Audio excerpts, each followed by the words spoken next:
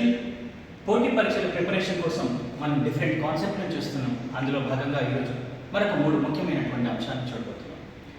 Intellectual synthesis, grit maintenance and identity shifting. ఏంటి intellectual synthesis అంటే? విభిన్నమైనటువంటి అంశాలని అనుసంధానం చేయడం. ప్రధానంగా ఇది మెయిన్స్ ఆన్సర్ రైటింగ్లో చాలా బాగా ఉపయోగపడుతుంది.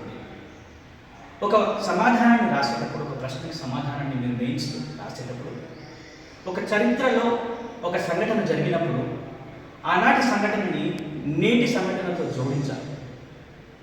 పాలిటీలో గతంలో ఒక ఆర్టికల్ కావచ్చు, ఒక షెడ్యూల్ కావచ్చు, దాన్ని ప్రస్తుతం ఆ రాజ్యాంగంలో చెప్పినటువంటి విషయాన్ని ప్రస్తుత సుప్రీంకోర్టు తీర్పు కావచ్చు, లేటెస్ట్ డెవలప్మెంట్ ఏదైతుందో దానితో కోట్ చేయాలి.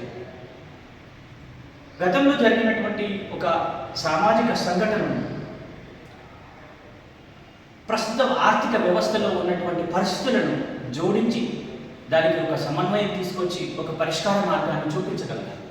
ఈ విధంగా విభిన్నమైన అంశాలను జోడిస్తూ వాటి ఉదాహరణలను మీరు ఉటంకిస్తూ రాయడం వల్ల ఎగ్జామినర్ బాగా ఇంప్రెస్ అవుతాడు. అదే అసలైనటువంటి విధానం అన్నమాట. సో ఈ విధంగా మీరు మెయిన్స్ ఆన్సర్ రాయడం ప్రాక్టీస్ చేసుకుంటే మీకు మంచి మార్కులు వచ్చే అవకాశం ఉంటుంది. తర్వాతది గ్రిట్ మెయింటెనెన్స్ అంటే పట్టుదలని కొనసాగించడం. చాలామంది ఏం చేస్తూ ఉంటారు, ఆరంభ శూరత్వం అంటారు. అంటే పోటీ పరీక్షల ప్రిపరేషన్ స్టార్ట్ చేసినప్పుడు ప్రమాణంగా జరుగుతారు. మొదటి 2 రోజులు కంటిన్యూ చేస్తారు. ఆ తర్వాత కాలక్రమంలో ఆ పట్టుదల తగ్గిపోతుందన్నమాట.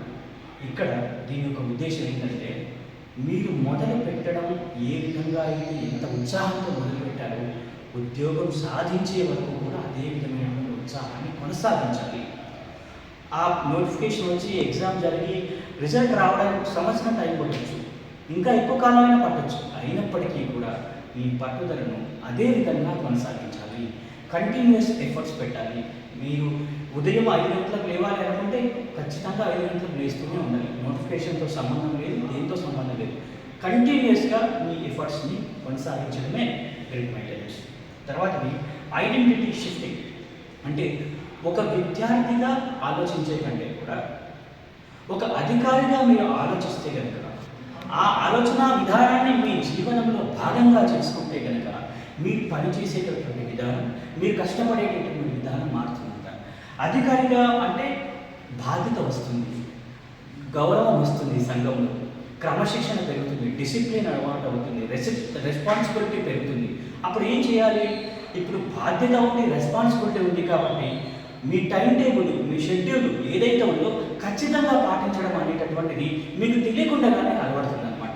అంటే మనం మాట్లాడే తీరు, మనం వ్యవహరించేటటువంటి విధానము, మనం పనిచేసేటటువంటి తీరు, మన ఆలోచన విధానం సంపూర్ణంగా మారిపోతాయి అన్నమాట.